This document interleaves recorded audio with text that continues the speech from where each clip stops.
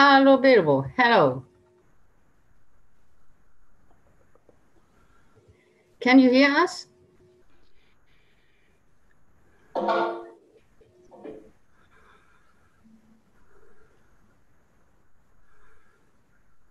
Bilbo, can you hear us? Ja, Moment, es ist noch ein bisschen chaotisch hier. Warte mal. Lass dir Zeit, wir begrüßen ganz toll. Hello, Neil. Den Ton hier. Hörst du mich gut? Ja. Ist es dieser Mikrofon oder hat es damit nichts zu tun? Also, das ist auf der anderen Seite, Tester. Das heißt, hier ist laut? Ja. Ja? Okay, alles klar. Das heißt, das geht schon mal, nur meine Retour stimmt nicht ganz. Ich kurz mal noch was ändern. Ja. Und immer noch. Dann muss ich kurz mal in ein anderes Programm gehen. Da, eine Minute.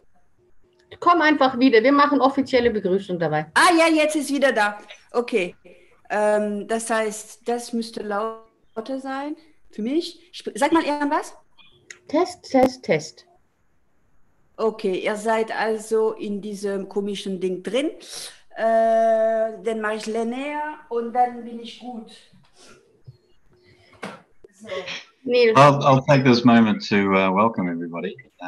We have Eike Stehr here and Bilbo Calves and of course Mariana Kannengiesser. Always get that pronunciation incorrect, but welcome to the three of you. And you know, I really look forward to continuing our conversation around the collectives or togetherness or anarchic communities, or however we want to actually think of this proposed new way of going about life. And so I really welcome you, and I'm sure there's going to be a lively debate and discussion around you know, different ways of actually managing these things. So who'd like to start? Oh, I would like. Last time we were talking about the topic of that there are different intentions to go into communities. Maybe fear of isolation, financial problems, overwhelm. But there's one theme too, which is evolving, personal development. And I would like to discuss about communities today that have, where people enter in with the intention to evolve, to personally become the better version of themselves. And I propose that an anarchic community would serve that intention best. Ein was? Ich habe gemeint, dass eine anarchistische Kommune ja, okay, all right. Auf jeden Fall das am besten bringt, wenn man sich persönlich entwickeln will. Definitiv, ja. Ja. The end goal. The end goal. So look, it's an interesting thing because you know, if personal evolution is the goal or the end goal, if that's what we're looking at, is the opportunity for an individual to evolve, then stress may well be one of the things which is very useful to a person. Stress, you said? Stress, yeah. Stress, Stress, yeah. So the opportunity for us to test ourselves against our own fabric. So it's this if everything is honey and roses, then it's difficult for people to evolve. Very difficult for people to evolve.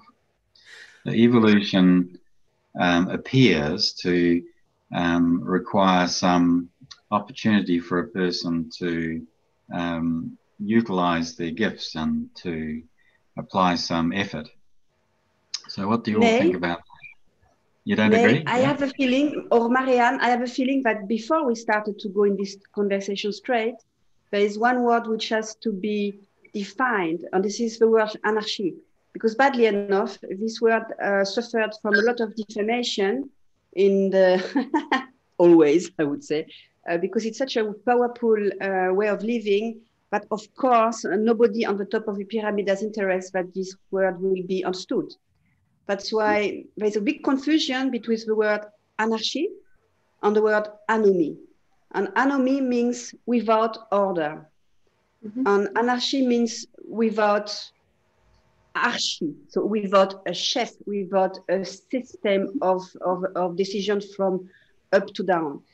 And it's a huge difference, because when you say the word anarchy, I would say that 90% of the people, if not more, can't have difficulties to take this word without thinking about chaotic chaotic communes of punks where it's completely a disaster on the hygiene, basically, which is the biggest problem, on a complete chaos.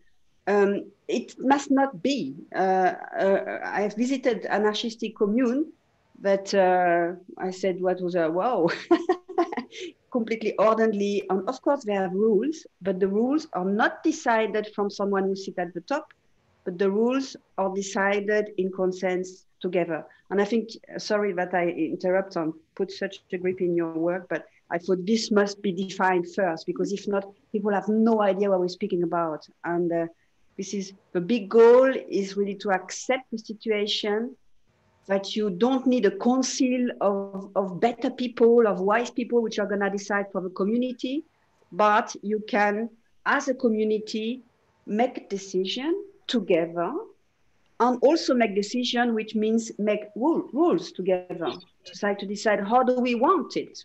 Do we want it like this? Do we want free floating completely and things going to happen by themselves?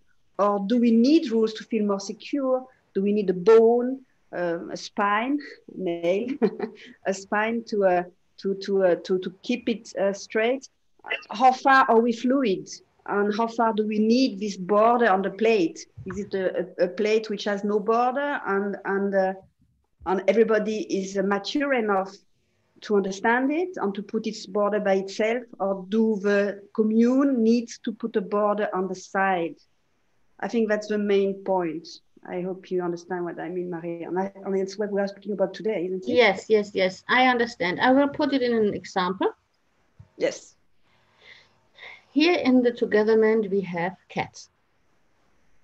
And at the moment, the cats cannot sustain themselves, so they have to be fed. They get food. They get food from us. Yeah. And we agreed that the cats need food and somebody has to do it. But we didn't pinpoint somebody who has to do it. So when it is cat feeding time, everybody has a look, are cats here? Which human is doing the work? And usually, when I'm sitting at my desk here and doing work and I see it's 6 o'clock and nobody's in the kitchen feeding the cats, I go and feed the cats because the cats are important to me. And Eike does the same, and Sandra does the same. Yeah.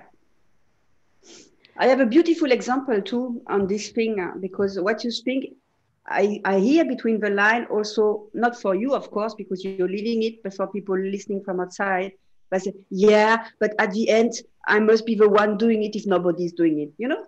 So this thing, yeah, but at the end, I will be the stupid one doing it because nobody's going to do it. And I have a super nice example about it, is when I was doing the soup, Beerensuppe, that there was a cook. The soup had a problem. So there was too much of thymian and it was not good. So a cook came to me and said, can I help for that? And I said, oh, yeah, of course, you're welcome. So he dispatched this one soup in 3 soups and whatever. He rescued the soup. And then after making 3 soups, there was still people wanting to have soup. We had a lot of people, maybe 200, 300. And then he came to me and he said, I'm tired. I want to stop to take the job. And I just said, stop. I said, yeah, but if I stop, the 4th soup is going to burn and nobody's going to take care. People get used to have me as a as a carer of the soup. So I need to go there. But I'm tired. I don't want anymore to be the one doing everything. And then I said to him, okay, you stay with me. I hold you by a hand and you just don't move. And you will look and we sit a few meters away. I mean, far enough. So like, but nobody thinks we are responsible. And we sit there and we look. And I could feel the immense stress that was in him because he was so scared that the soup would burn. He was completely in stress. It was like, don't move, don't move, don't move. Yeah, don't move, stay with me.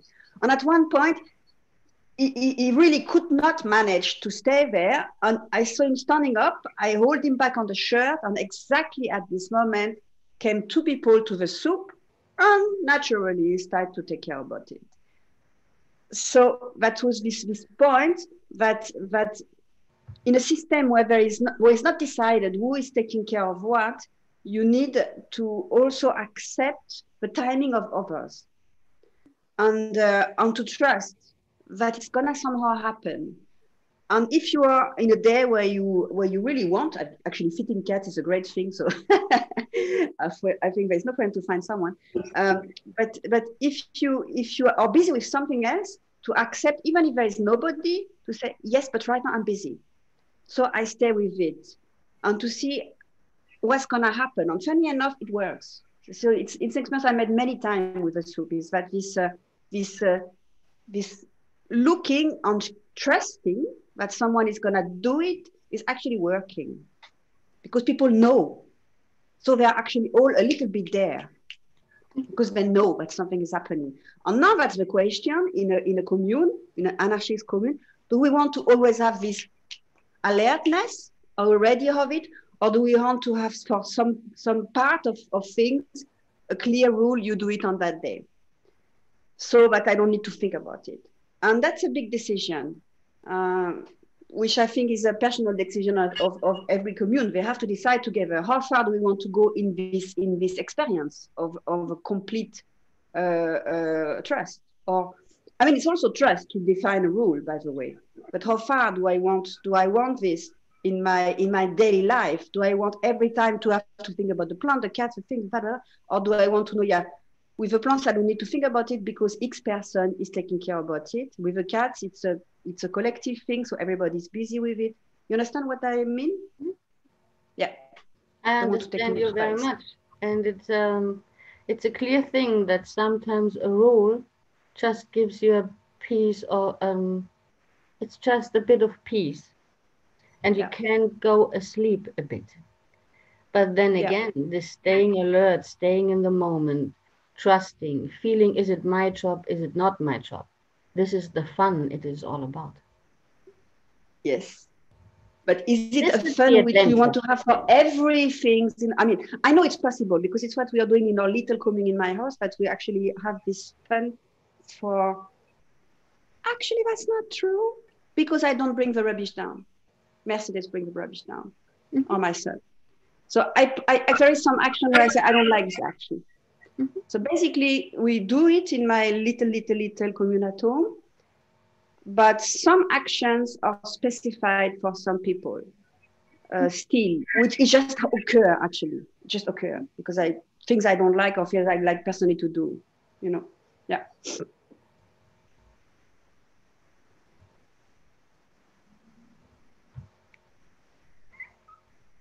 Look, I'm very interested that, you know, we are equating any kind of structure with the word anarchy.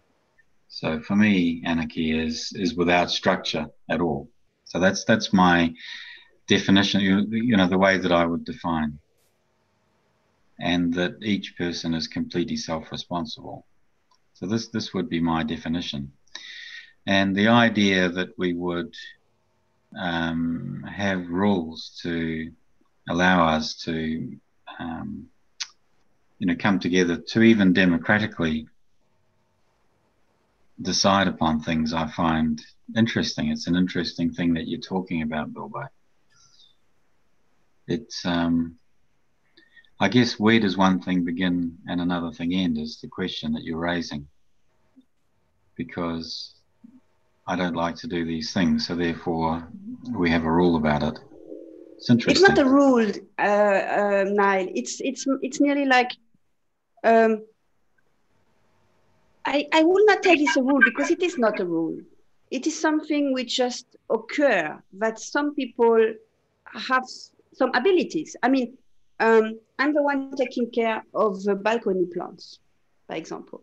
I just take care of it because actually I like it and I know what I'm doing, and I get informed about it. I look a lot in the internet, which plants, which is my balcony is you do not believe it. So I really look in internet, which plants like which one, and I experience things. So I'm really like, it's a project which I'm busy with, but it's of course our balcony for everybody, because what is all edible, and what is coming from it is from everybody, for us together. But I really like get the specialized person in the house about it, which doesn't mean other people are not allowed to take care of it. Oh my God. But I really took the responsibility of taking care of it, because I got interested in it, let's say. So, and I think my son is not really connected with this plant stuff for now. So he doesn't take care of it. Okay. It's just like me mostly taking care of the cooking, because somehow it's easy for me. And somehow it's a bit fun and I like it. And I like this better than another thing. Yeah. So Bilbo, what I was thinking of, yeah, sorry. No, you go, Bilbo. Okay. What I was thinking last time that we were, that I heard you make these interviews, is there is a lot of communes which still have a kind of group of people which are like taking the big responsibilities of the commune, or you know, this circle of elders, in a sense, you know, which is also part of the Ubuntu concept from Michael Tellinger. That's why we are not agreeing on it at all. This council of elders is kind of making the rim higher around the possibilities of the interference between the people. It's like a rim, because you don't trust that everybody is able to put a rim by himself. All right. At the same time, if you have no rim from outside, I was really asking myself this question: is it gonna be that others are gonna check how high is your own rim, and can I really trust you?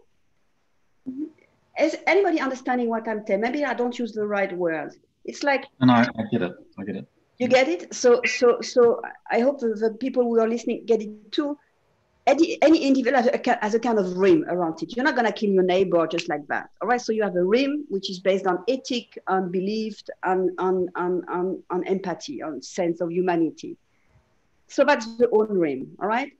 And if you don't trust your neighbor, that he has also a rim like this, then you need the police, the threat of the police. If you kill the neighbor, you're going to go to jail. If you start to trust that the other guy next to you also have this rim, then you don't need the police anymore, because he's going to control himself.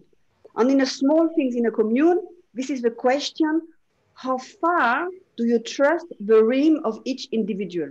That's the basic question. And I think this is really a point for me. So because I don't know it myself, because I never lived in a big commune, and that's a question that I have. Maybe you have to tell something about it, someone who lived in a commune, in a bigger one, you know. Mm-hmm. For me, that's the point, basically, is the rim is given by the commune around it with rules, or everybody has its own rim and you can trust that it works, and then you don't need the rim on the outside. That's where you can come to an anarchistic point. It's based on full trust, but everybody has it. And of course, the rim, you have to be trained in a way trained. Like, if we are in a society where always the police is deciding on the ethic from outside, there's always a rim, then you don't have this very high, because basically it's like broken through the fear of the police. It breaks your own rim. Mm-hmm.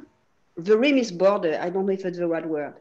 So, and if you are raised without this idea that the police on the rules from upside is going to be decided what you can do and what you're not, then you have to learn how to reinstall this rim by actually laws of empathy on nature, on logic, on awareness for the others.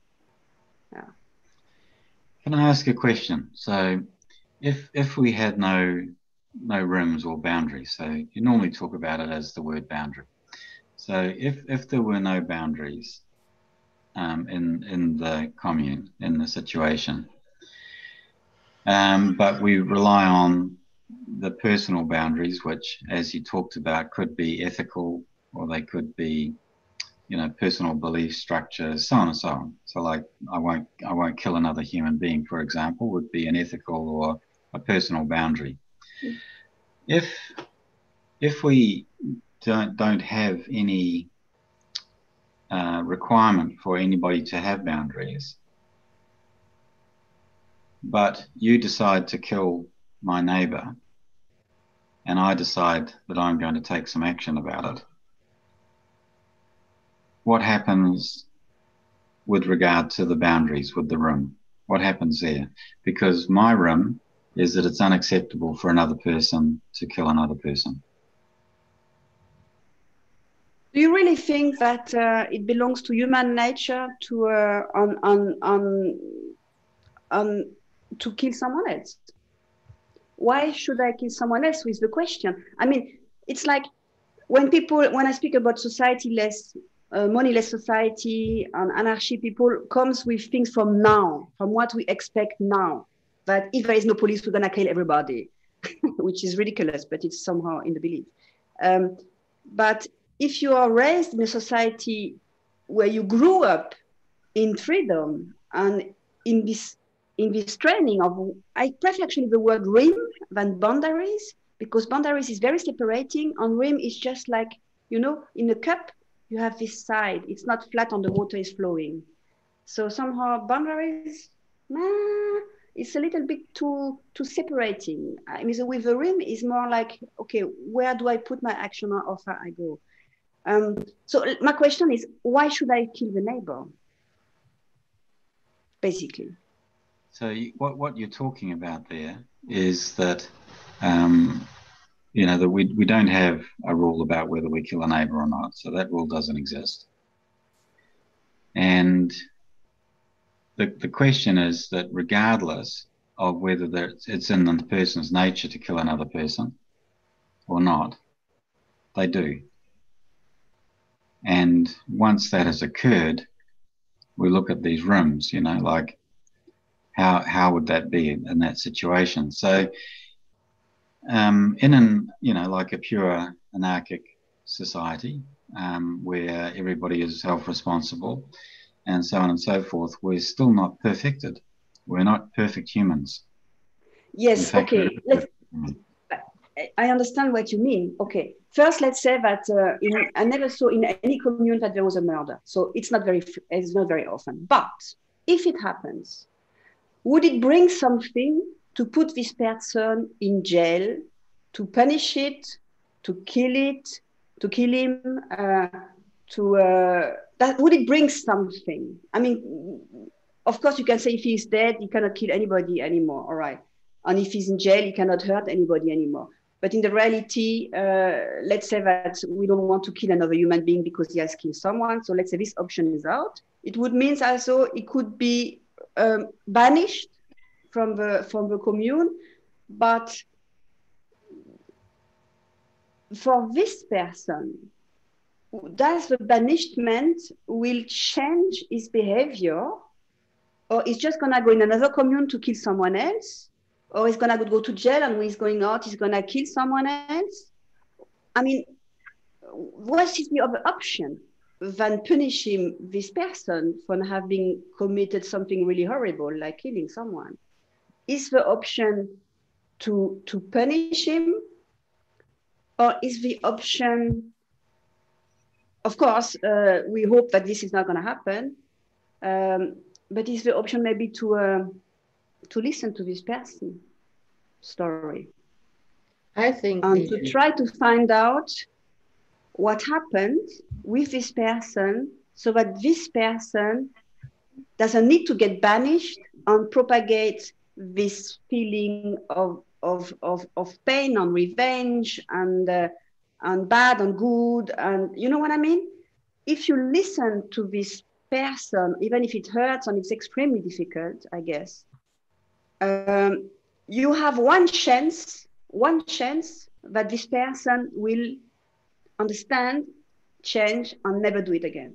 Because, not because he's afraid of punishment, but because he heard the victim of, let's say, the parents of a victim, of a friend, of a community. And so crime is really, death is really a hard example.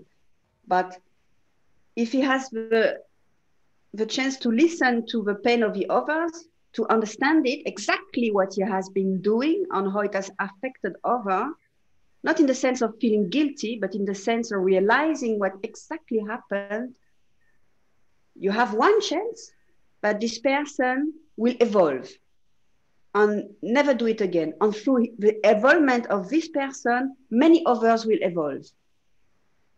It's like if something would happen in a commune and you would have the strength, the huge strength to handle it without punishment, but through listening and let the people speak which has been injured or which can relate to this what happened, you have a chance to get an involvement in the whole commune. So basically, fuck the police. Let's say it like this, you know. So no, it's because it's not going to help. It's just like cosmetic to have this person put in jail for 10, 20, 30 years, and people think, yeah, good, he's in jail. But, you know, yeah, I want him dead, I want him bad, I want him in jail forever. What is this for feeling? Is it gonna bring evolvement in the commune? No. But I know it's really hard, and I'm sure people which are listening to this say, bad Bilbo, and everybody can sit next to the murderer, and now he's sitting at my table and he's raping my daughter. Yeah, but what is the option? Do you want to sit in your hate, on your revenge, on your feeling that he must suffer as much as I suffered, and it's take no hand, and you can beat his face forever, and you will never be healed? Or do you want to decide to heal, and also to heal that human being, which have been doing something terrible, but still somehow can, you don't know, make the commune grow in a huge way. I have an example, and then I shut up because I know I speak too much. In the conflict in Africa between the Hutu and Tutsi, I forgot the name exactly, there was a project from someone later which made meet the victims and the perpetrators. And there was like 5 women in this project which has been raped, or, horrible things, really like dead. You can't believe. And they met with their perpetrator, and they build a connection, and there was some connection of love. And when I say it, I really feel like, wow. So I remember one guy especially, which was much younger than this woman, and has been, I don't remember what he did, but you don't want to know, it's terrible. And somehow they managed to find peace. And he was not only in peace, but you could see the love of these 2 persons. He was taking care of this woman. He was like, I will take care of this woman until I die. I will always be there for her. And she made me discovered love. And it was amazing to see this. So I don't say, well, great, kill your daughter and then you're going to be better later. But I say, in situations where horrible things happen, at the end of the day, you have better chance to let everybody around evolve when you look for conversation, connection between the people which has been suffered and the others, which also have been suffered, by the way. But when you look for this connection, even in the worst case, it's still a little hope there. I don't say it works always. There's some psycho people, they will not change. They will stay on their thing, and they are dangerous, and it's a huge problem to know how to handle it. But it's such a little part of the population that it absolutely not be in the balance with a huge police system with controls everything. It doesn't stay in perspective. And on the other way, these crazy psychopaths, if you look in their childhood or in their life, what happened to them when they were younger, in a society where you take care of your youngster in a commune and everybody is therefore there, even if it's genetic, this psychopathy, it doesn't need to come later. So what I just want to say is that you have better chance to evolve if you don't implicate hate and revenge. Yeah. Definitely. One sentence and then you go on. Is this possible? Of course, yeah. Yes. We never really viewed violence as a disease. But if we begin to view violence as a disease, then we can develop means to treat it and heal it. Yeah. So I completely agree, Bilbo, with the approach that you're talking about. And I would consider that everything that you're talking about there is highly structured, highly orderly, highly ethical, but it does not feel remotely anarchic to me. It's fully anarchic to me. It feels like a hierarchy. It feels like a hierarchy, and the reason why it feels like a hierarchy is that there's people who know better than the person who was doing the crime. So there's a hierarchy because there's people who know that this person that did the crime shouldn't have done it. So it's a hierarchy. Oh, interesting point of view, but that would mean that we would view upon violence as something absolutely natural, which I don't believe. That in an evolved human being, violence is natural. But are you saying that only the evolved people are in the hierarchy? Because no, I'm not talking about hierarchy. I'm looking on personal evolvement, and everybody can decide on I want to evolve or not. But if we're thinking of evolving, then the natural step for evolving would be to go to a life without suffering. And a life without suffering is a life with connection. So I wouldn't be able to hurt anybody without hurting myself. So if I'm going for evolving and for a life without suffering, I just wouldn't tend to hurt anybody else because I would hurt myself. And that at least would make me suffer. I will at least see that. So it would contradict my path of evolving, and I just wouldn't do it. I think you really got the point, Marianne, right now. Because if you feel yourself as being one with other human, and we are like an organism, a living organism, a big organism in the universe, on the earth. You can also include plants and everything, and animals. Then hurting someone else is like biting your finger off or beating your head, because then if you're one with everybody, then you are this other person too.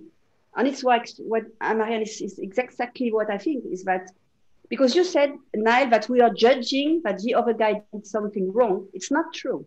We are not judging that the other one who served it wrong. We just see that what happened hurt people and hurt the organism itself. It's not judging. It's just if I do this, oh, it hurts. It's just it's not judging. It's hurting. It's a fact. So listening to the perpetrator, and I don't like this word because he's also part of this thing. But listening to the person who has been victim to this fist who did that is not a judgment. It's like listening to why I did this, and listening to the other hand, which say, oh, it's really hurting. And then they see each other and say, shall I do it again? Nah, maybe not. Okay, maybe not.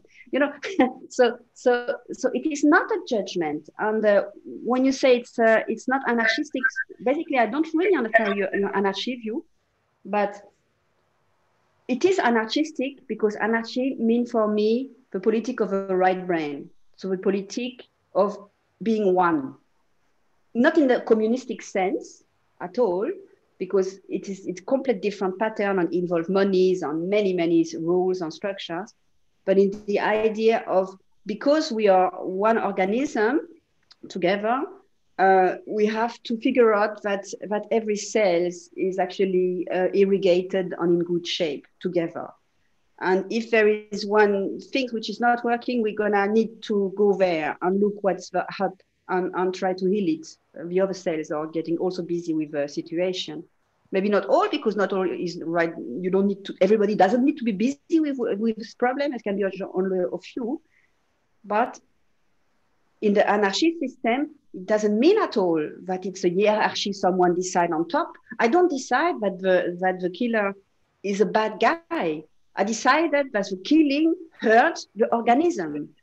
And I let people speak which feel emotion hurt with it. Friends, everybody. And it is not like putting a hierarchy on what is good and bad, but it's listening to how it affects the other. And this is completely not hierarchical. It's completely in the anarchy base to listen to this person. We don't tell him, okay, you did something bad, now you have to speak. No, we search for conversation. We say, hey, you know what, guy? Yes, something happened which has really affected others. And we need to talk together. We need to listen. Also, of course, because actually I've seen a movie about some kids which has been raped in the Hollywood style. And one kid was very, very evolved, because at the end of the movie, he said, it's not his words, but he said, I'm not interested that this person get punished, but I want him to know how much I suffer from that time. I want him to be aware that his actions has been affecting my life so deeply. And I thought this kid, which was very young, was so mature to be able to say this. And I thought, yeah, that's exactly the point. I don't see any hierarchy in that. It's just I don't see it. Honestly, for me, it's the contrary completely, because in a hierarchy, you decide, the police is going to decide what is good on wrong, and there will be rules on text, on paragraph, on things which decide how bad it is and how much punishment you get for it. Okay, but this is not the case at all in the anarchy system. It doesn't go for punishment. It goes for how this affects the commune. How does it affect everybody, and how can we grow better, that we hurt each other less? I know that I am being the devil's advocate, so I know that I'm testing you. Okay, so I just don't think too much on it. But the notion that the right brain would only come up with care should be examined. So the emotional impacts, so if we're thinking about, the feelings that would occur with these things, the assumption that all feelings are positive and that we're wanting to improve the lot of each other and the lot of ourselves, these assumptions, well, you'd have to test many anarchic communities and see whether, that it actually plays out, because the potential for people to wish to actually do this is not necessarily a given. Like the things that you're talking about, the assumptions are very, very strong. They're extremely strong assumptions that you're making. And all assumptions are hierarchical, because they say, because of this, therefore this.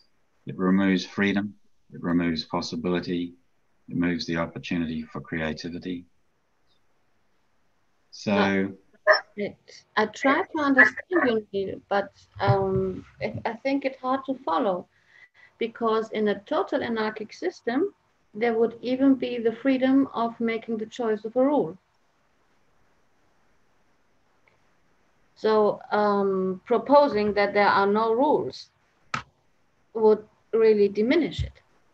If everything is free, then there's a freedom of choice for a rule as well.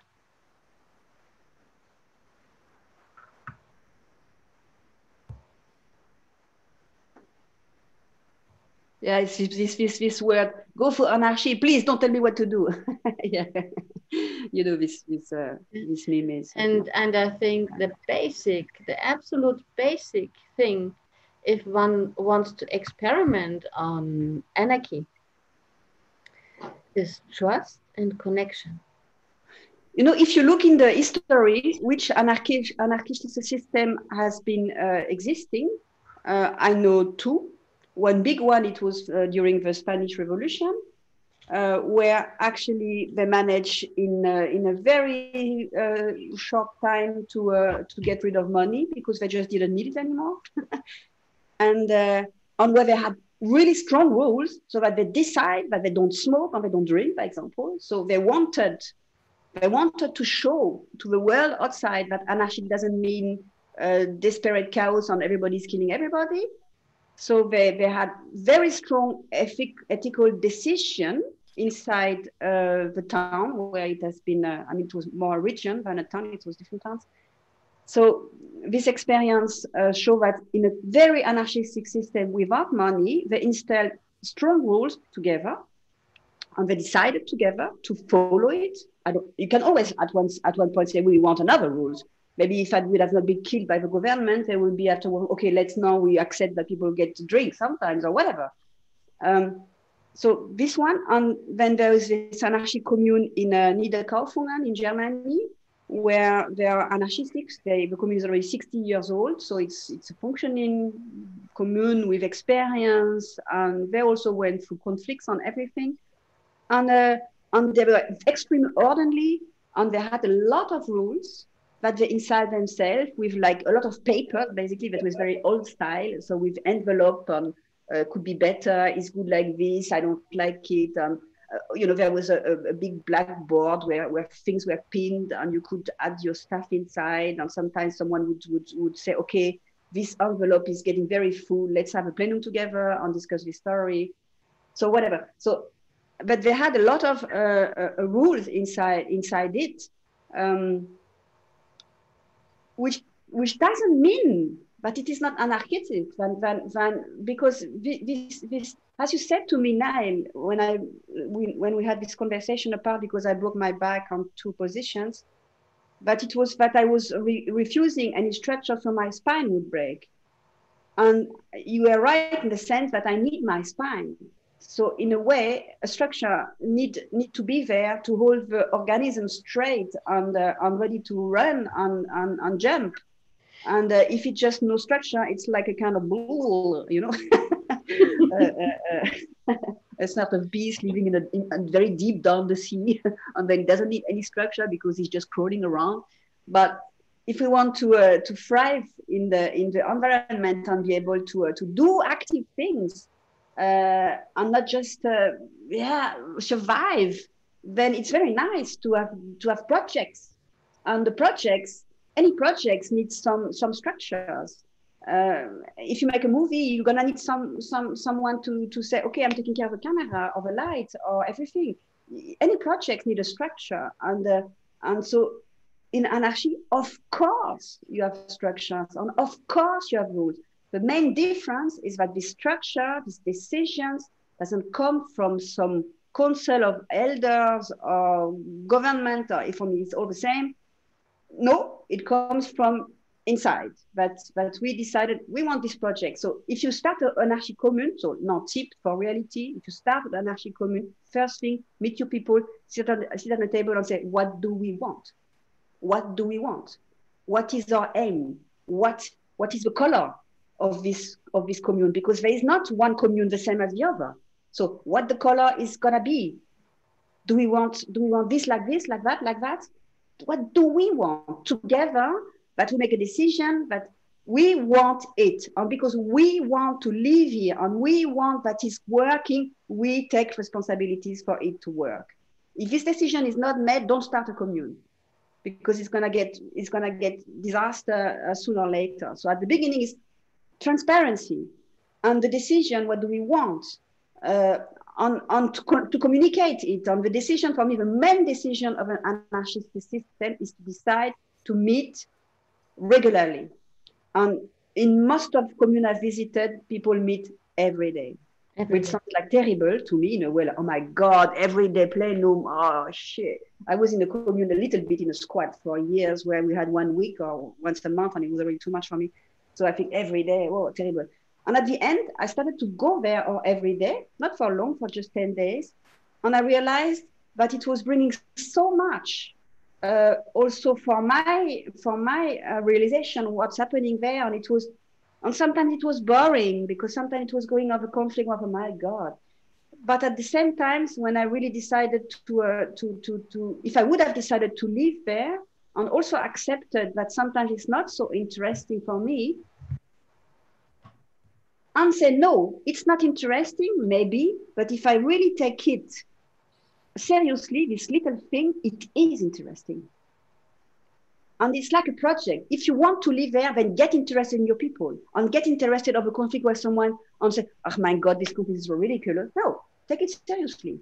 It's also one cell in the living organism, which has no problem. So why should I ignore this finger and not this one? If one has problem, okay, take care of it and get interested. And the more you get interested, the more interesting also it gets. Then this boring aspect go away. So it seems like a drag. Oh my God, everyday plenum. And after a while, you start to feel that it's getting in your system. And I was really 10 days, so it's not long. But it starts to be in your structure, and you start to gain. In the few days I was there, so much happened in my head. It's crazy. After 5 days, I was already in the middle of the crisis, crying like a baby because I speak too much. And I felt people who was hating me because I speak too much. And suddenly I was in the middle of a circle, and I knew why I speak too much. And people understood me. And from this point, it gets a running gag that I was speaking too much. And not anymore, oh my God, she's speaking too much. But it was a running gag. People, I think you want to tell something about it, So they started to make joke about it. And even the people who hated me at the beginning for this started to accept me with this craziness that I really have an urge of expression. And I also started to take tips like making notes on a paper so that I don't need to interfere now. I just write it on a paper and I can tell it later another time. And then they started to ask me, say, what did you write on your papers? You know what I mean? So the thing changed totally. And it was like after 4 days, 5 days. So it's crazy how much you learn in this situation. So yeah, just wanted to tell. Yeah, but to my conclusion, if you make a commune, decide to speak with each other, to have transparency, and train it. Because the main problem of community is when people start to hide. And now I'm gonna speak further. I'm sorry for this one because this one is highly important. I thought about it lately. What are the things that I never told? What are my secrets? I'm not going to tell any of these trick secrets, but I can tell you that the secrets I keep all my life are moments where I've been highly humiliated from others. Which means that in the circle of my life, I never found the trust to express the deeper humiliation I've been living in my life. You see it with young people which get beaten at school, bullied, until they even make suicide. They do not express this humiliation. If they would have done it, they could have survived, but they didn't. So the main core of a commune, if you want it to evolve, is to have a space and to train this space from day one, from your babies, from your kids, from every day to learn to open, even if it's humiliating. Because if you don't have this transparency and if you don't learn to have this openness, you keep your tragedies for life. In best case, you don't get criminal and you just keep it and it just gives you cancer. But in worst case, you're gonna kill others. That's why I say that in a commune, anarchistic commune, when you learn communication on a daily basis, on a deep basis of cooperation, on transparency, you will not have someone killing the neighbors. It will just not happen. So you don't need to get busy with the question, what happened when the guy is raping the kid or killing it. It's just not gonna happen. It's not gonna happen. Communication. Start a commune, decide to speak every day. And even someone says, oh my God, every day. Yes, every day. Every day. And learn from day one. At this point, I would like to give the word to Eike. Yes. Yes, I'm still there. Hi, guys. Yes, I totally agree with Bilbo, and communication is number one. And communication is not only talking. Communication is also what I'm doing, is listening. And if you just want to go very deep into what is said, then you have to analyze everything, every single sentence. And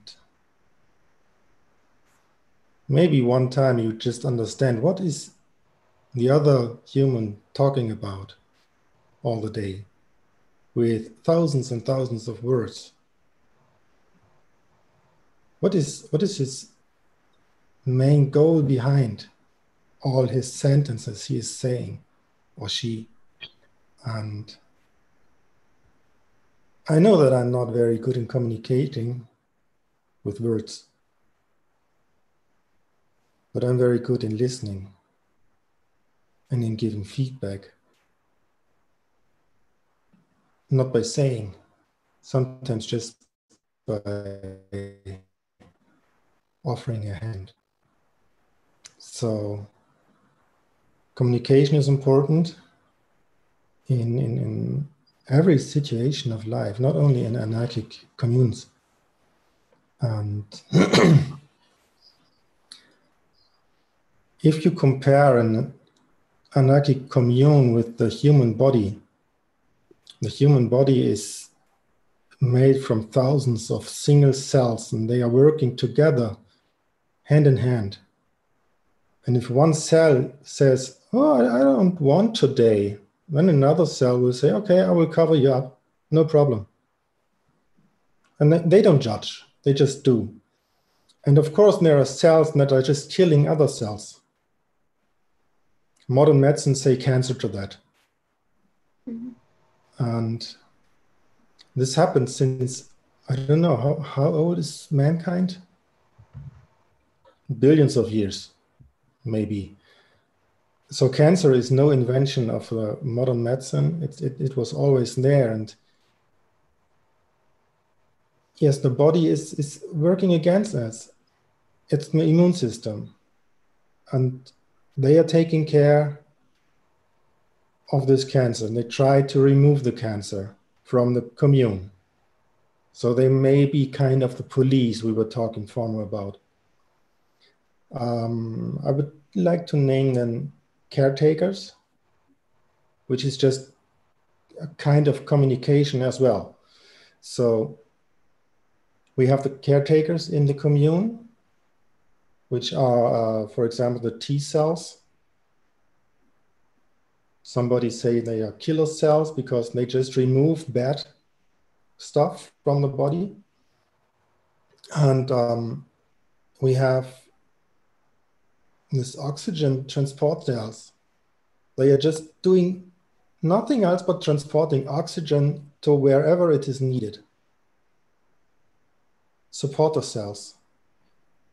They don't ask why. They just do and keep the community run. And I think the body itself is communicating. So why not, speaking from an ego point of view, why not listen to your own body and build a community based on the system your body is working? Are there any rules inside our body? Or is it just working because it's working? I'm not no medical person. I have no idea about bodies, about whatever. I'm just thinking. And yes, I studied psychology for a few years and I stopped it because it's science and science is lying all the day. That's my personal opinion. It must not fit to everybody.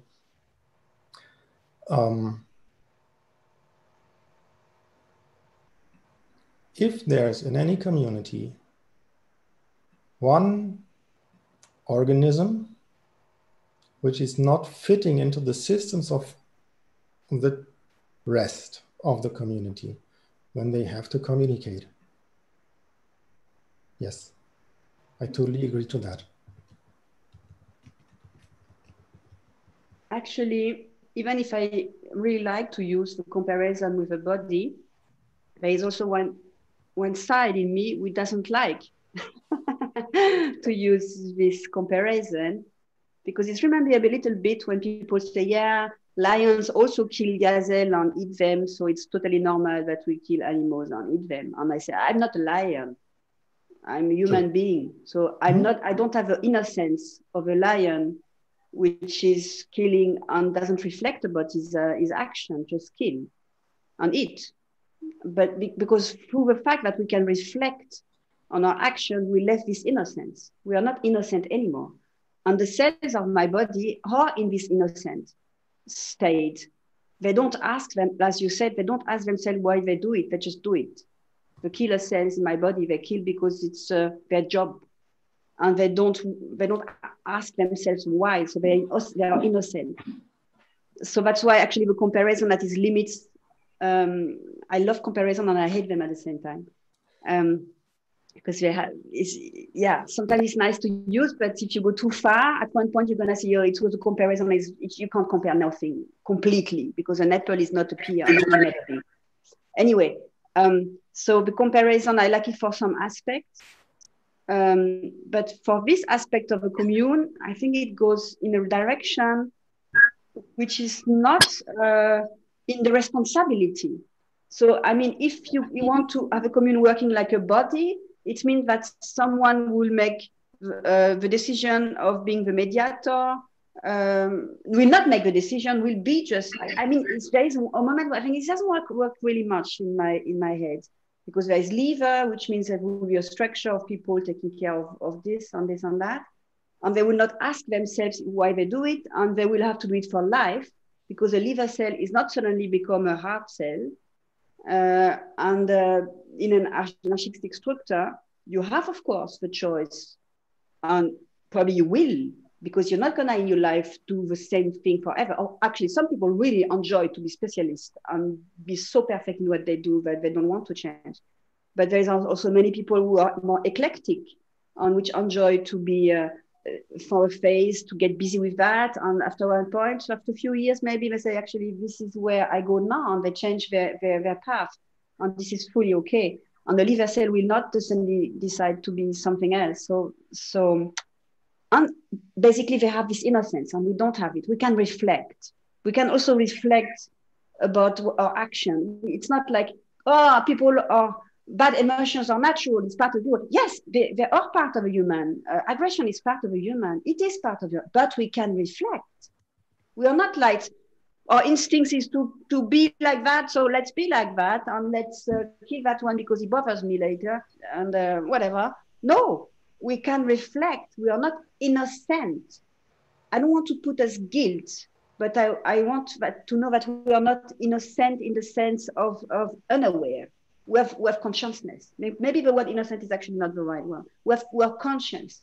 We have consciousness. So we can reflect about our actions, and we can reflect about our emotions. And when we get aggressive and yell at someone for any reason, we can reflect on it and try to think, hey, what did that do first to me? Adrenaline shock for a few hours, not good.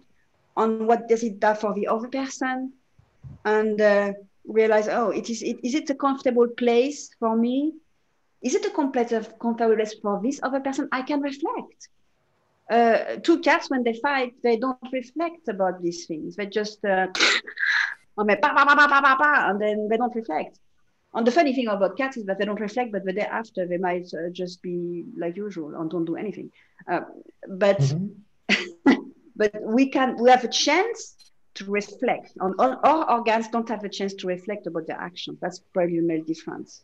Eike. What is happening when you are reflecting on anything? You are talking to yourself, so it's communication. True? Yeah. Yeah. Same like in any big community, it's communication. Reflecting is communication. If it's inside yourself or if it's together with the whole community, it's always the same. Yeah. You know, Eike, I think people like you in a commune are extremely important. I don't mean a bit important, but extremely important. Because the way you listen, even if we're not in the same room, I completely feel you're listening. I feel it. Yeah. I feel it. And it gives me a lot of love. And I really feel it that people like you, they are extremely necessary. And yeah, I just wanted to tell, but that communication, as you said, is not only speaking. So I'm more the one speaking, but I'm sensitive to people listening. I know that you're listening. I know it. And maybe sometimes people don't tell it to you. That's why I tell it. That you think they take it for granted, but they maybe not. I don't take it for granted. It's a special present, just you know. Thank you.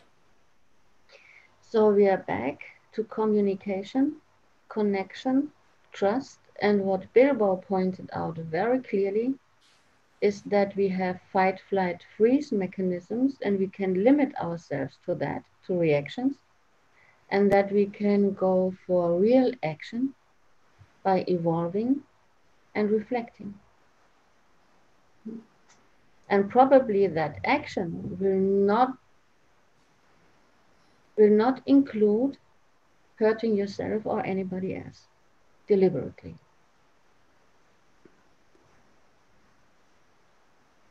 So this assumption could be tested. Neil, feedback. Devil's advocate, what are you saying?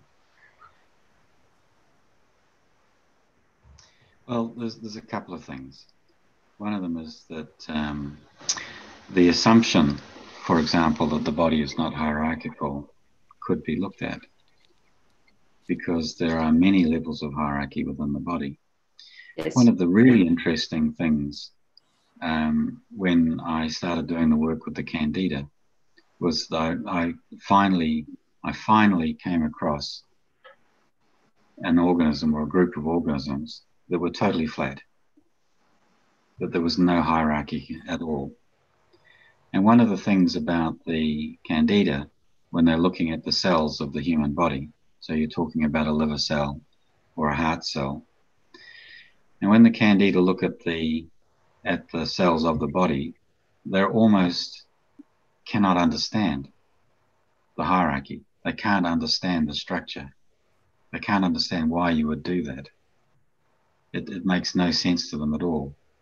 And the best sense that they can get out of it is that, for example, these cells in the liver or the cells in the heart are just poorly performing.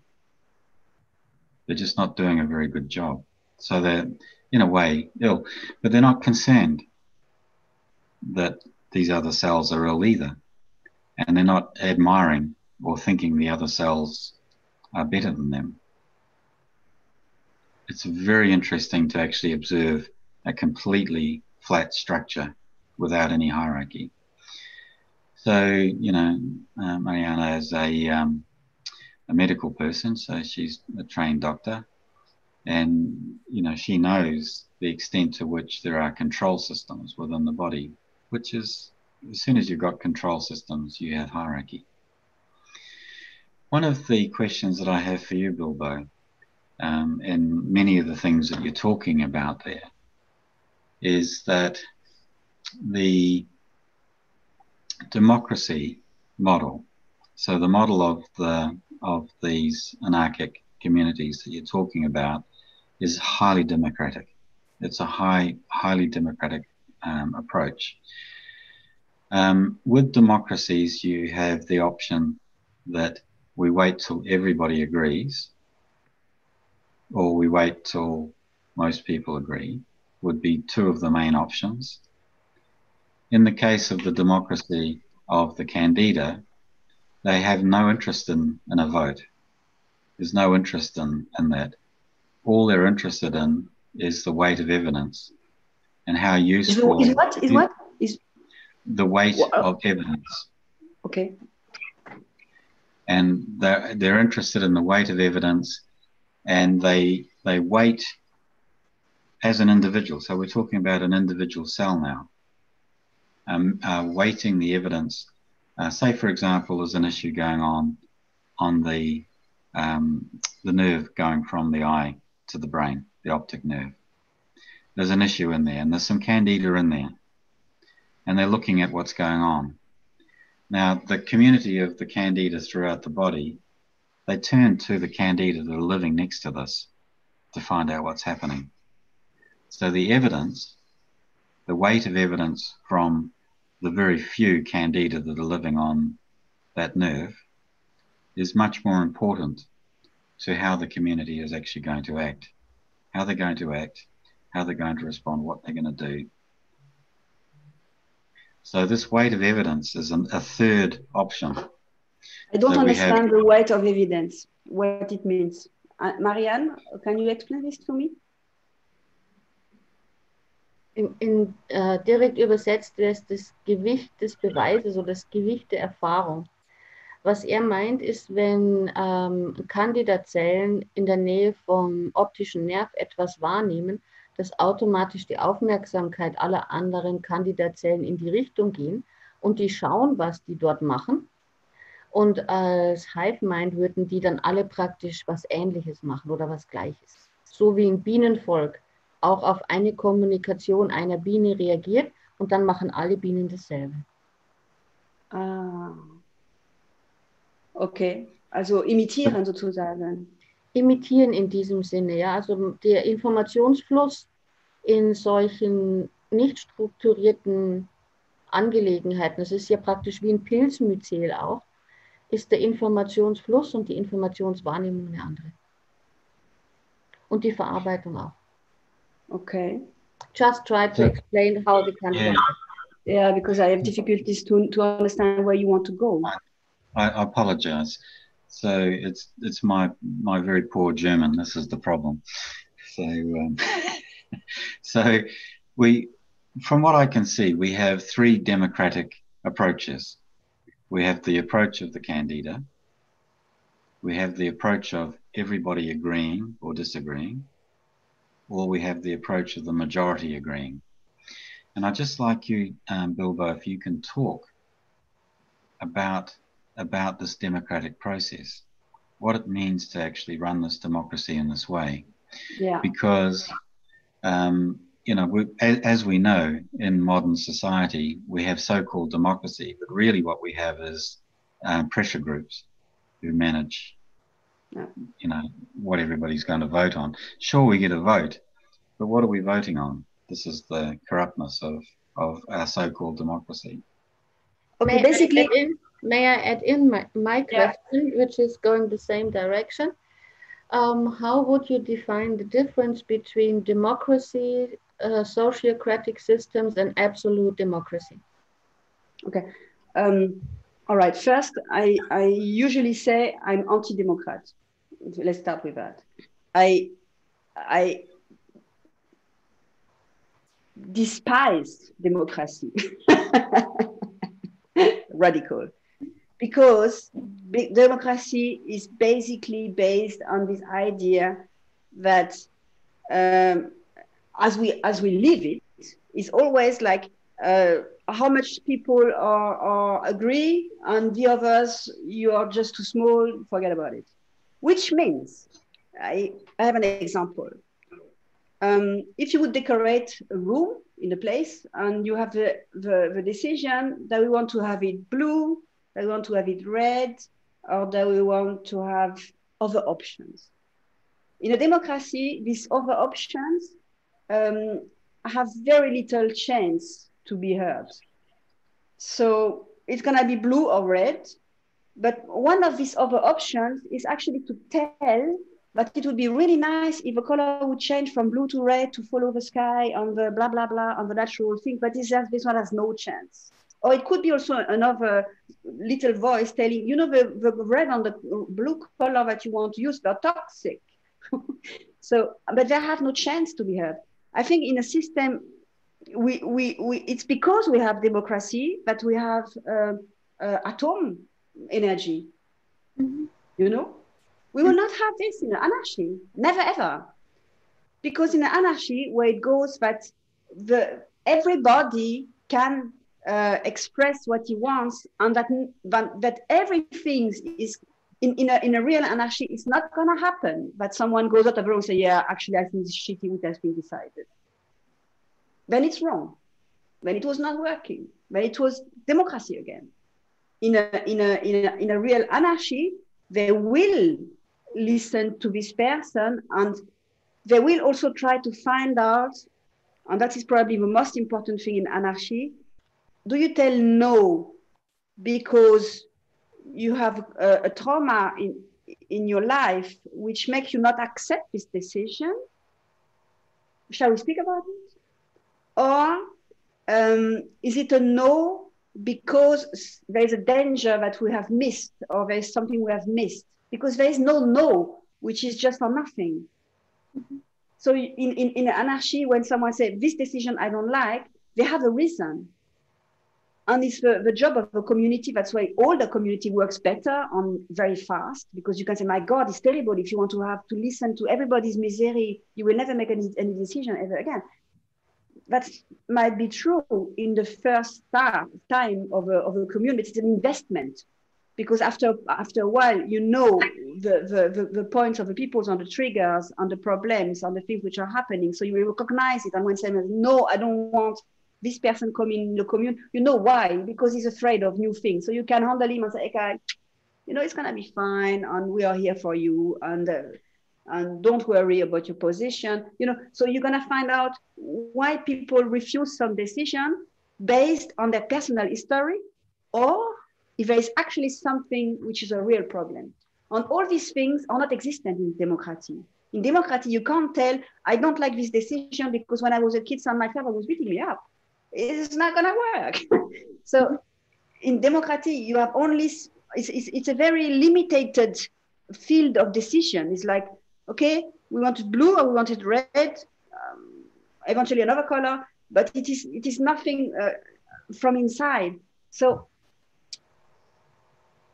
and in anarchy, your investment for involvement is to listen to everybody and to find out where are the resistance, but not in the way, oh, they're resistant, but in a way, what is the problem? Which really, is it just an ego trip right now? I want to put my veto, so I need attention. So, why? Or is it because if we make a new, if we buy, but let's say we buy a new building, and then I will not be together with my best friend in this building, or I'm afraid I will be in a room where there is no light, or I'm afraid of this, so I prefer to stay where we are, and I refuse every change. Basically, a lot of people are afraid of change. I have been already in my life a few times afraid of change, so I can relate to that. And where I was resisting against some decision of growing because I was afraid of change. And all these things. So in other words, in democracy, is only the things. Do we want like this or like that? In anarchy, it's the why. And when you understand the why, then you are able to say, I'm afraid that in this new building, I will not get a room with a big light because I need that.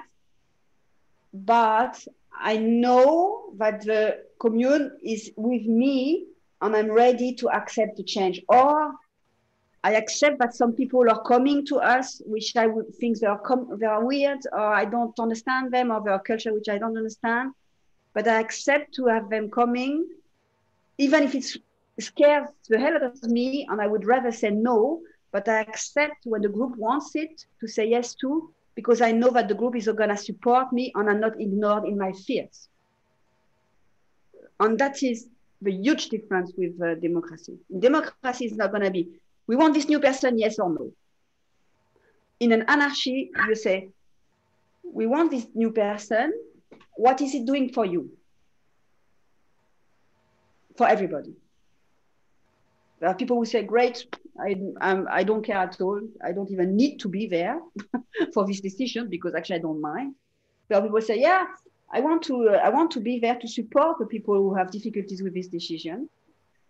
And there are people who are afraid and who can express their fears and say why they are afraid to have these people. And then you can open the conversation and maybe even have these people coming and speak with them and express your fears. And then you go on a very different basis as when you have been forced to say, okay, there was 51 people wanting these new people and 49 not wanting. So the new people are coming, but there's a very strong unhappiness and sense of rejection and not being understood. And then these new people come in and it's a disaster. So for your answer, I don't like democracy. I don't. So it's still democratic though, Bilbo.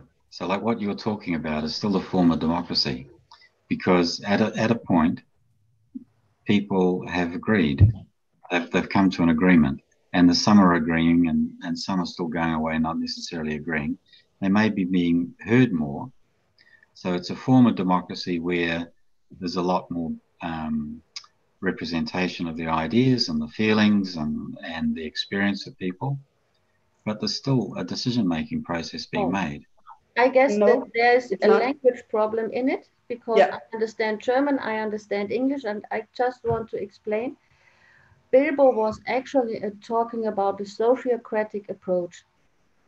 And maybe sociocracy is not a common word in the English language, but that word means that you talk as long as everybody says yes, or at least says yes to the experiment. Nobody's going away with a no or unheard. Yeah, so that's a 100%. I call this anarchy, basically, Mariana. I don't use this word sociocratic because for me it's like, because anarchy has a bad color, and I have a feeling now that you have a very weird idea what anarchy is, which is actually close to chaos, and anarchy is not chaos, in my eyes. And people have been using words like sociocracy to avoid the word anarchy because it is misunderstood. And I know it's very personal, but I feel like I want to rebuild or re-put the word anarchy on a golden plate, which way it belongs, you know. And that's why I don't use the word sociocracy. I know it, of course, but I don't use it. I don't use it because it is like, yeah, we want to sell anarchy, but we don't dare to use the word anarchy because it's misunderstood. And I say, no, let's understand what is anarchy. And on your version that you tell of anarchy, Niall, is anomie. It's not anarchy what you're speaking about, Niall. Sorry to say. You speak about anomie, without order. It is another concept, which I don't apply to. It's interesting because we are coming back to a point where I thought before that when we're going to dissect the body and the function of the body cells, sooner or later, we are back to the vis vitalis or the odem or the system intelligence or God, something that did put life into that body.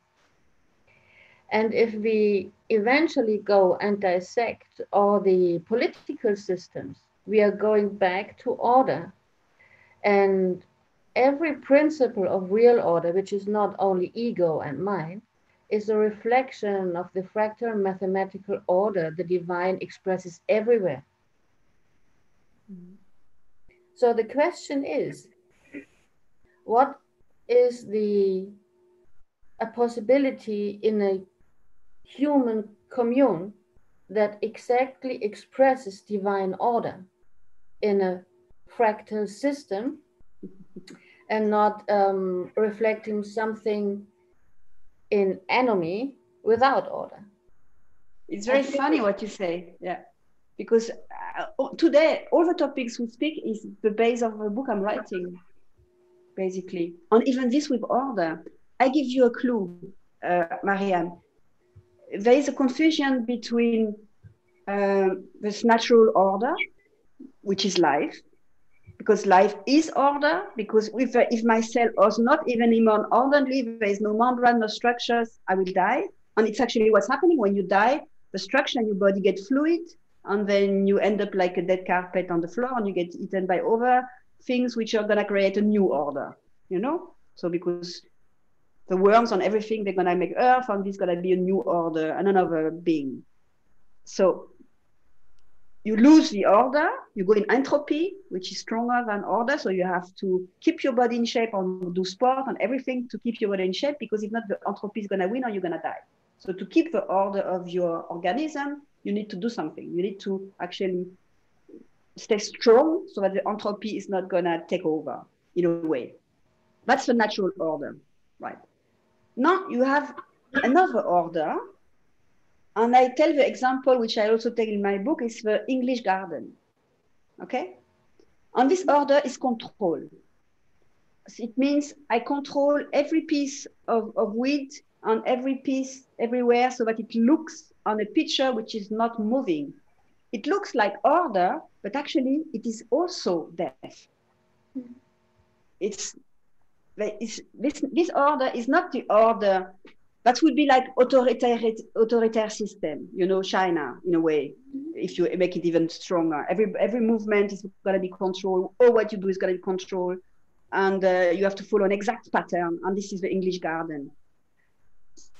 It is nothing to do with life, with natural order. It's a big difference. In the natural order, then the things are in an order, of course, but it's, let's say, for example, if you don't clean your room, all right, because we create constantly unnatural order in your life because we need it, all right. If you don't clean your room, which is an English garden in a way, because you put your objects in some places, and you don't do anything, the chaos is gonna come in. At one point, some animals gonna come, and at one point, if you wait very, very, very long, you will not get to forest, the ultimate natural order, the forest, okay. But this ultimate form of order, which is beautiful, maybe not be the place where you want to live, because you don't necessarily want. You could decide to go back in the jungle and be nude and eat from the fruit in the trees. Works if the weather is good, but it might not be what you want in a society. So you might want to create an artificial order and still remember the natural order where it looks like, but make some changes. So this forest, maybe cut some trees, basically, and make some little huts from it, but still keep this natural order in the look, like in the Waldorf school, where you have no 90 squares angles, and where everything is like made to remember nature, which is also a way to keep the idea of natural order in an artificial order, which we need. And in the commune structure, it is the same. You, of course, try to, in an anarchistic structure, you will, of course, try to look at the natural order and try to feel it, because it's a very powerful, of course. It is where the nature wants to go. So I'm still about fighting at the entropy, then let it open for you. Let the forest come, in a way. And at the same time, you say, yeah, but we don't want to live in the forest completely. So we have to put these structures and decide together how we organize this both system, artificial order and natural order, and they have to find something harmonic in each other so that there is space for both. And anomy would actually lead you to the forest completely. So let's go back to the jungle. It works. You have many populations doing this. It works actually. But maybe not completely, because they also have rules, by the way. Maybe a lion, a horde of lions, they also have rules. So even that's in the forest, there is very strong order. It's a natural order which also has its own rules. But we are not deciding the natural order. It's there. It's like mathematics. We're not busy with it. We do not invent it. It's there. And we can in a way, take lesson from the natural order and from the mathematics and be aware about its possibilities and its power, and at the same time say, yeah, but I want a chair.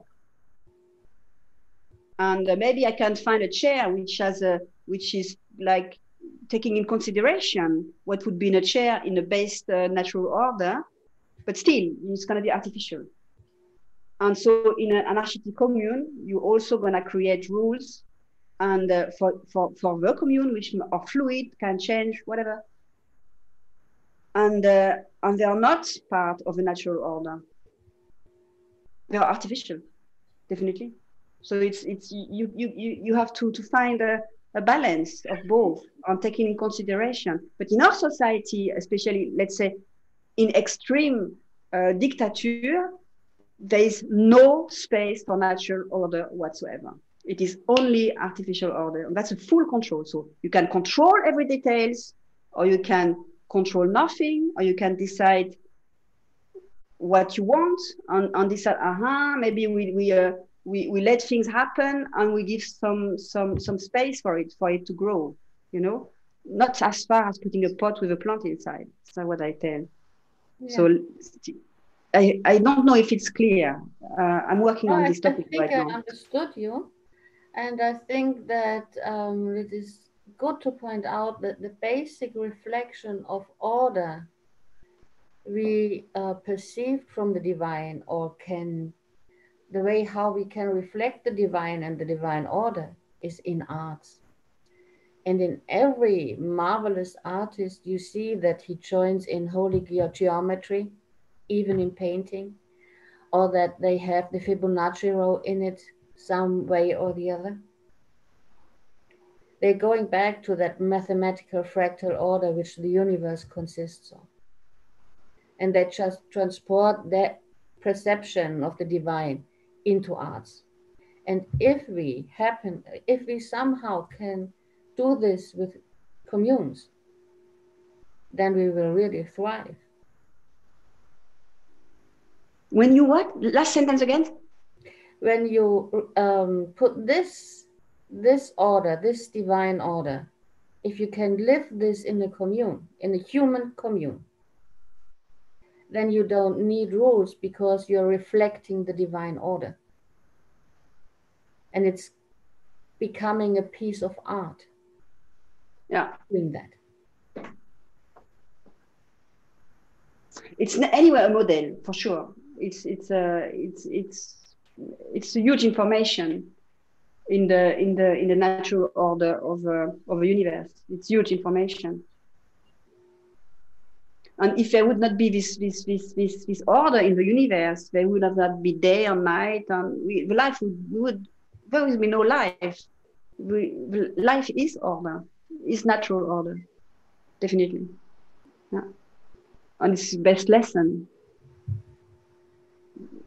So I think the question is not about anarchy or anomie or sociocracy or democracy. It's how to reconstitute divine order in social communities. Yeah. To get inspired, maybe more than reconstruct. To get inspired from it. I think probably this is because to reproduce it is a bit.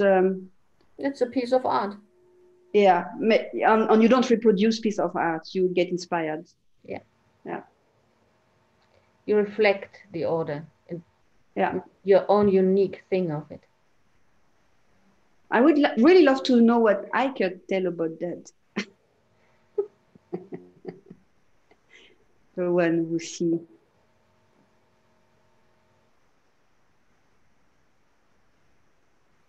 I don't know exactly.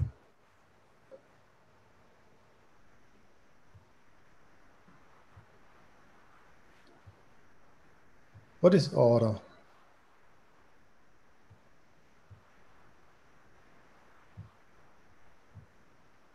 Is it just like sorting from the smallest to the biggest?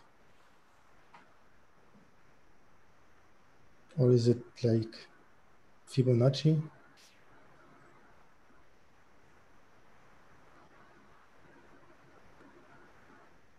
Is chaos an order? State of? Maybe it's a home. You know, when my kid was young, I would tell him how to order his room. And I would tell him, give your objects a home. You know, where does this thing live? Is it, and we had nomads also, so that they don't have a special home. They're always on the way. And we had some people, some in holidays for a short while, but they have a home, but they're in holidays. And you have immigrants, you don't know where they come from. We need to find them a new place, but they don't have yet. And maybe they're just in a box. We had a box of immigrants. Sorry, I hope it's not hurting anybody's feeling. Where we would have to find a place for them. But for now, it was like, let's put it in this box, and it's quite a bit too much to get rid of it with, because this box, of course, always growing very fast. And so say, let's take this box and find them a home, a place where they live. And when they have a home, and you put all these objects in a home, and they have a home, then they are free to move and to go in other places, and it's very easy to put them back home because they have a home. So it's solved in very short time. And because you have a big bad guy, which is the entropy, all right? And the entropy is against you. And if you do nothing, it's going to win. So the best way to deal with this big bad guy, the power of chaos, because of course chaos is a very strong energy, then you need to give your people a home. So order is a home. It's like it's giving home. In your cells also have home. If you die and then all your cells are like going everywhere, they have lost their home in a way. They are just dying. And order in your body is that the things stay together with membrane. So there's liver that has a membrane around it, and the cells are inside it. They also, of course, go in holidays. Probably, I'm not an expert on that, but blood goes everywhere. So blood is like a nomad because you're carrying things from A to B, but you have things which are staying. And everybody's free, of course, to have a little space of movements, but basically they have a home. So maybe order is giving home to your people. I just feel like this small 8-year-old Eike. Huh? What? I just feel like this small 8-year-old Eike, because my mother always told me, you have to clean up your room, you have to give everything a home, just like you said. And I said, well, for you it's chaos. For me it's order. Yeah. You know? If anybody asks me, where is that? I just grab and show, because I knew where it was. It has an order. And the same on my desk in the house I owned thousands of years ago. There was always chaos for everybody else, but not for me, because it had an order. It had the order of no order, but I knew where everything was, every single thing. Yeah, when it's perfect, when it's order. I would have exactly, but the problem is like my son was looking for his stuff and never find it, and losing everything. So order might be just an illusion? Every kind of artificial order, I think, but I'm still holding up my stick to the divine order and the mathematical. Yeah, that's okay. Order. Everything is allowed. Neil, you didn't say something for a long time. Well, You're right, Eike. Yeah. Oh, sorry. Yeah. Eike, you're right when you speak about this, because when you go from the field to the forest, there will be a very, very long period of time where you don't see the order, but only the chaos. Yeah. So, and in the forest, if you don't know the forest and if you don't understand it, you see eventually chaos, even if it's actually very, very, very orderly for them. Yeah, sorry, Niall, yeah. I was just amused by your description of your desk at home, Eike. And I remember when I used to have a job once upon a time, and in this job, my boss, my supervisor, came and he complained about my desk. There was clutter all over the desk, and he said, you know, an untidy desk, it's a sign of an untidy mind. And I said to him, I walked with him back to his desk, which was all clean. And I said, empty desk, what does this mean? Ouch. Yeah, it's the English garden. It is really complicated. It's the English garden. If you don't see any objects anymore, you go to the English garden. Basically, I need regularly to go back to the English garden, because then the waves is coming of a complete disaster for eyes of others, which doesn't really bother me because I find that stuff. But when in my head there's really a lot happening, sometimes I'm happy to have the English garden in front of my eyes, really. And I minimize my home radically in the last year to have the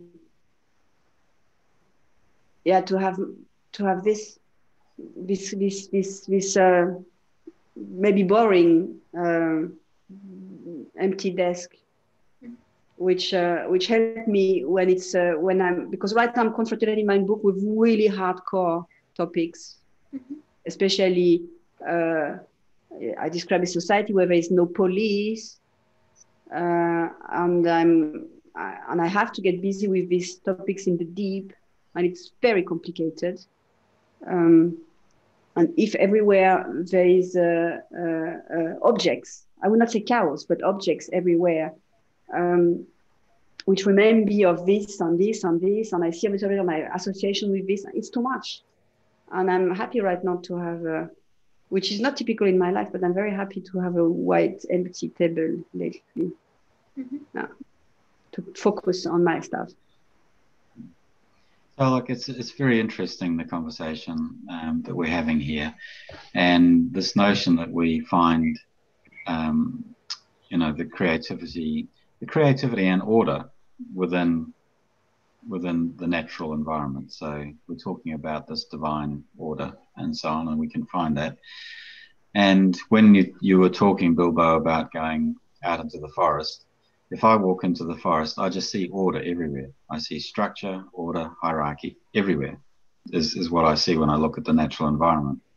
And so I share with Mariana, when you actually look at the, you know, a divine order structure, there's heaps of structure in it. There's lots and lots and lots of structure in there. And within that, there is the opportunity for creativity. And there's an opportunity for real honesty. So there's an opportunity for saying, well, this is what I believe, this is what I think, this is how I feel at the moment, but it may not be any kind of objective truth. This may not be objective truth that I'm talking here, and yet I hold it very strongly. And so we can have this honesty about the structure within ourselves around what we hold to be true and what we don't hold to be true. So there's many, many layers, many, many levels and that type of thing. I am particularly interested in the reflection of this divine order and the way in which nature organizes itself, arranging itself within a human community. So those opportunities, and they're worthy experiments. But to me, they're all experiments. It's all an opportunity to learn. And we can come all the way back to the right at the very beginning, where we're talking about what is the objective. If the objective is personal evolution, then that is quite different to the objective that we were talking about the other day, Mariana, when we were looking at Tamara. And their objective was to find peace, to have peace within the community. So this is the objective. And they spend their energy on finding peace. You know, Bilbo, in the communities that you're talking about, these anarchic communities, there is, you know, perhaps the idea of peace, but there's some other quite strong objectives and intentions sitting within what you're talking about. There's a collection of them. There's a handful of intentions. And with the work that Mariana and I am doing, the intention fundamentally, like the fundamental intention, is for personal development. Wake up. How to wake up. This is the fundamental intention. And as a result, the format of the community will reflect that intention, will reflect the intention. And I think that that's a really interesting thing that we're looking at. You're talking about democracy. When I'm talking about democracy, I'm using it in the biggest sense that you could possibly use the word. And I'm with you. I hate. So this is my belief.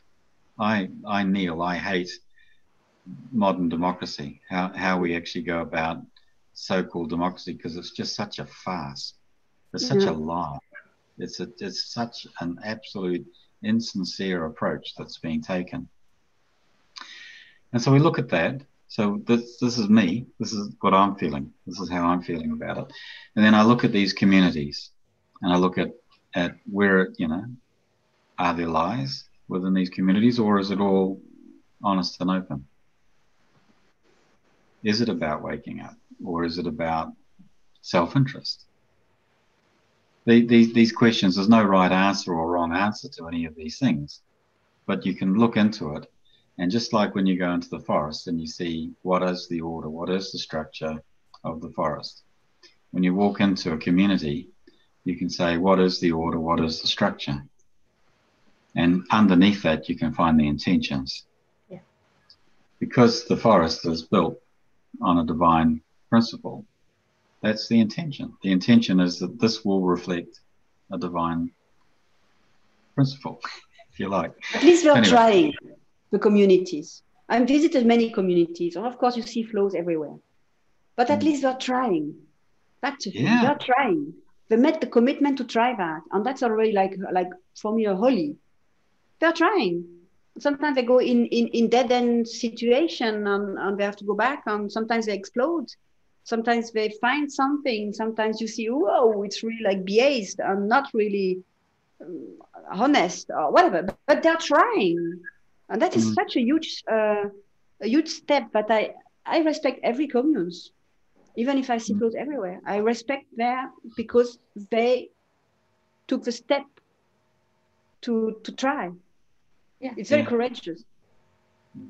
Yeah. And every intention can lead to a very positive end. I thought that even a community which only would congregate upon the intention of isolation, sooner or later they will come up with brilliant ideas about how to live at the end of life, how to care for old people, how to care for sick people. In the end, they will come up with brilliant solutions for that. Mm-hmm. So any entry point can evolve to an absolutely astounding outcome. Yeah. Well, look, Bilbo, I see the time. We're really pressing on here. Would you like to make a summary? You're our guest, and we're really valuing your comment and contribution here. Do you have some summary statements that you would like to share with us? Actually, it's what I said before. Try. Let's try it. I mean, for me right now, I have this book which is already making me busy long, which I really would need to finish and to stay in this space for this project. But as soon as it is over, it is when my project is let's try it. And so, because in this book I try to write regularly when I put all the problems together and try to analyze and see. Of course, it's a fiction, so there is stories happening, okay. But I put the setup of the story so that you can speak about some issues. It always comes to this one point, and this is the community. Every problems I build in this story always lead as a solution to the community. Always. So let's do community. There's no other ways. And if we want to change something and we want to have a better world, even when it's about environment or everything, it's the community which is the clue. It is the clue. So let's start a community and let's define the needs, because every community is going to be different. This poly is also very important, this diversity. But if you want to change the world, build a community. That's it. Yes. Well, thank you. Thank you. Well, you got anything else you want to say, Eike or Mariana? No, I don't want to extend that. It's okay for me. Mariana? For me, it's the same. If you really want to start something new, start with the community. Let's start from there. So we have a plan. And my final word is let's start. Let's actually start. Yeah. So thank you very much, everybody. It's been a great conversation, and you know, it's very, very valuable. I appreciate it. Thank you so much. Thank you very much for your time, everybody. Bye. Bye.